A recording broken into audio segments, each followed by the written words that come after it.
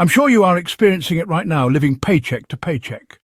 Surprisingly, some people earning over $100,000 annually is also living paycheck to paycheck. That's right, most people is just one unexpected expense away from financial disaster. I was part of that statistic for years, working 60-hour weeks while my debt kept growing. Today, I've put my foot down, laser focus, and never looking back. Let's go. Financial freedom isn't just for the wealthy or the financially gifted. It's about creating a life where money works for you instead of you constantly working for money. It means having enough savings, investments, and cash on hand to afford the lifestyle you want for yourself and your family, plus a cushion for emergencies and future goals. But here's what most finance gurus won't tell you. Financial freedom isn't just about making more money. I've worked with clients earning over $250,000 who were still financially stressed, and others making $50,000 who achieved financial peace. The difference wasn't income, it was financial literacy and intentional money management. Today, I'm breaking down the exact step-by-step system that will transform your relationship with money regardless of your starting point. And stick around until the end. I'm sharing my most powerful budgeting template, absolutely free. Let's identify the real obstacles standing between you and financial freedom first, the debt trap. The average American carries $96,371 in consumer debt, including credit cards, personal loans, and auto debt. With interest rates now higher than they've been in years, this debt isn't just crushing financially, it's crushing psychologically. Second, the savings gap. 56% of Americans couldn't cover a $1,000 emergency expense from savings. This creates a perpetual cycle of financial insecurity where any unexpected event, a car repair, medical bill, or brief job loss, can spiral into long-term financial damage. Third, the financial literacy deficit. Only 24% of millennials demonstrate basic financial literacy, according to the National Endowment for Financial Education. We simply weren't taught how money works. Not in school, often not at home, and certainly not by the financial institutions profiting from our confusion. Fourth, the income-spending trap. As our income increases, our spending tends to rise proportionally, a phenomenon economists call lifestyle inflation. Without intentional habits, earning more rarely solves financial problems. Finally, the investment paralysis. With endless information and options available, many people become overwhelmed and keep their money in low-yield savings accounts, effectively losing purchasing power to inflation every year. These 5 challenges create the perfect storm that keeps financial freedom perpetually out of reach for most Americans. But each can be systematically addressed with the right approach. Before we talk tactics, we need to address the foundation your money mindset. The most sophisticated budgeting system won't help if you're operating from financial scarcity or fear. Start by identifying your money scripts, the unconscious beliefs about money you've inherited from your family, culture, and experiences. Common limiting beliefs include, money is the root of all evil, rich people are greedy, I'm just not good with numbers, and I don't deserve financial success. These beliefs create self-sabotaging behaviors that no budget can fix. Instead, adopt empowering money scripts. Money is a tool that amplifies my values. Financial literacy is a skill anyone can learn. I deserve financial peace and security, and my financial choices reflect my priorities. This mindset shift isn't just psychological, it's practical. Research shows that your money beliefs predict financial behaviors more accurately than your financial knowledge. While there are countless budgeting systems out there, I've found the 50-30-20 framework works for nearly everyone, regardless of income level. So here's how it breaks down. 50% goes to needs, things like housing, groceries, utilities, minimum debt payments, insurance, and essential transportation. Then, 30% is for wants, which covers dining out, entertainment, hobbies, vacations, and non-essential shopping.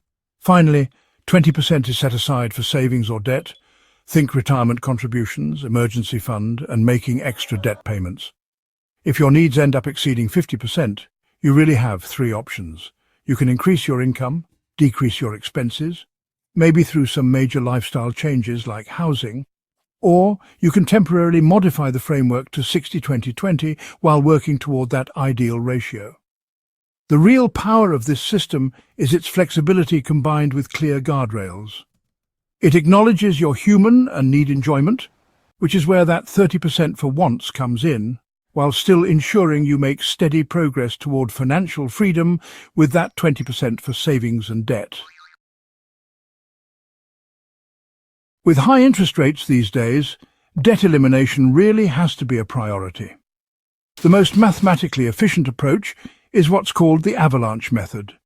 Basically, you pay minimum payments on all your debts while directing any extra funds to the highest interest debt first. However, for a lot of people, the snowball method actually proves more effective psychologically. That's where you pay off the smallest debts first, regardless of interest rate, just to build momentum and motivation.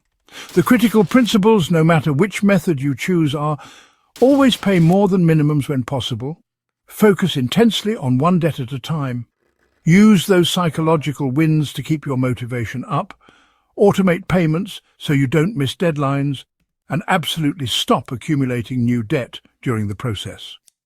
For those with significant high-interest debt, it's a good idea to explore consolidation options through personal loans or balance transfer offers, but only if you've addressed the spending habits that created the debt in the first place.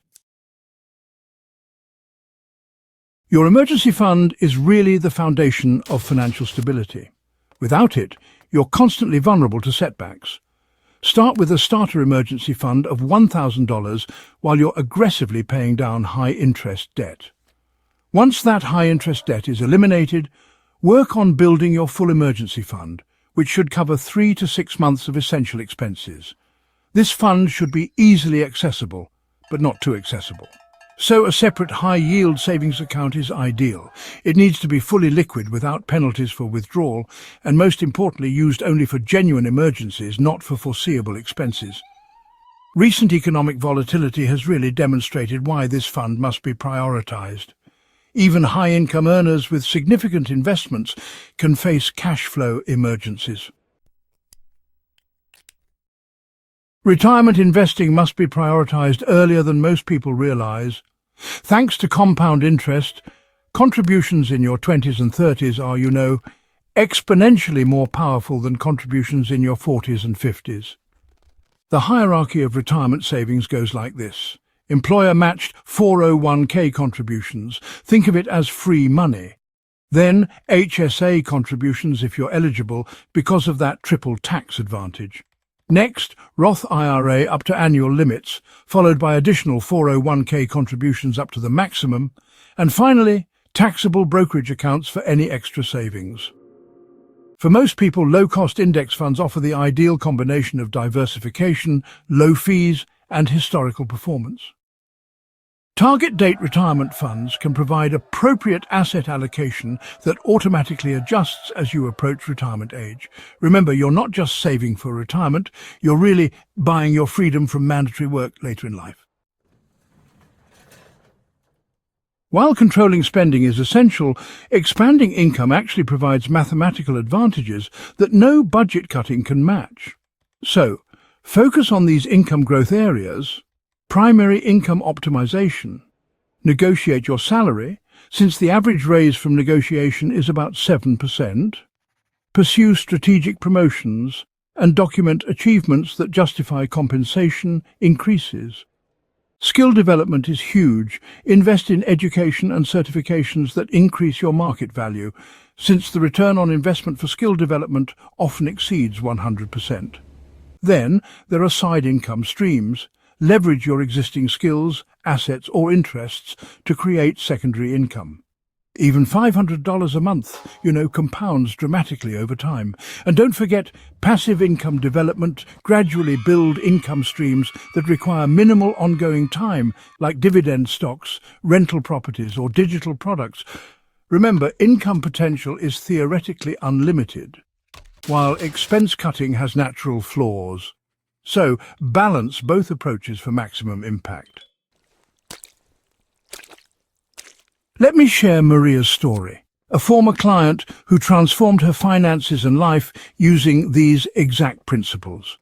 At 32, Maria was making $62,000 annually, but had $43,000 in credit card and student loan debt. She lived paycheck to paycheck despite her solid income, with constant money anxiety affecting her relationships and health. After implementing our financial literacy framework, Maria made 3 key changes. She restructured her budget using the 50-30-20 system, created a debt elimination plan targeting highest interest accounts first, and negotiated a $7,500 raise while starting a weekend consulting business in her field. Within 24 months, Maria had eliminated all consumer debt, built a 6-month emergency fund, increased her income by 35%, and started investing 15% of her income for retirement. Most importantly, she transformed her relationship with money from fear to confidence. The pivotal moment came 9 months into her journey when her car needed major repairs. Instead of creating a financial crisis like before, Maria calmly paid from her emergency fund, then methodically rebuilt it. That's when she realized financial freedom wasn't just about the numbers, it was about breaking the cycle of financial stress that had dominated her life. Maria's story isn't exceptional among my clients. It's the norm when these principles are consistently applied. Let's recap the essential steps to financial freedom. Reset your money mindset to eliminate limiting beliefs about wealth and worthiness. Implement the 50-30-20 budget framework to balance current needs with future goals. Execute a strategic debt elimination plan targeting high-interest debts. Build financial resilience through a properly sized emergency fund. Accelerate wealth building through strategic retirement investing. And expand your income streams to increase your financial possibilities. Financial freedom isn't a destination you reach once. It's a continuous journey of aligning your money with your values. The path isn't always linear and setbacks will occur. But with this financial literacy framework, you'll have the tools to recover quickly and continue progressing. Remember, financial freedom looks different for everyone.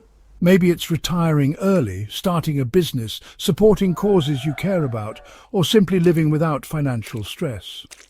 The beauty of this system is its adaptability to your unique goals and values. The most important step is the first one, deciding that your financial future is worth the effort. The strategies I've shared today have transformed thousands of lives, but only when consistently implemented. If you found value in these strategies, hit that subscribe button and notification bell right now to join our financial freedom community. I release new videos every Wednesday, Thursday and Friday with actionable financial literacy content. In the comments below, share one financial goal you're committed to achieving in the next 90 days. I personally read every comment and respond to as many as possible. Stick around, things are just heating up. This is the first part of a series entitled Take Action Now, Financial Literacy. Your money and financial freedom.